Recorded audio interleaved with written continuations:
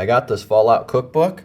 It says here that it's the Vault Dwellers official cookbook by Victoria Rosenthal. This is actually a serious cookbook and it has real recipes in it. It even tells you how to make your own Nuka-Cola. It's beautifully illustrated. You can see all the pictures in here. This is really nice. It's divided up into some different sections here. It starts off with the basics here. It's got appetizers here. You can see you can just look things up on each page that you want to make. It's got some pictures here to see how good everything looks. You got soups and stews. You got all your main courses here. Look at that. Oh man, that sure does look good. You even got drinks here. That's where it'll tell you the recipe to make your Nuka-Cola. So that's pretty cool. You can see all the different drinks here. Got a dessert section with all the different desserts in here. More illustrations. Large coffee and jelly donut. Surface never, vault forever. Eat well, live well.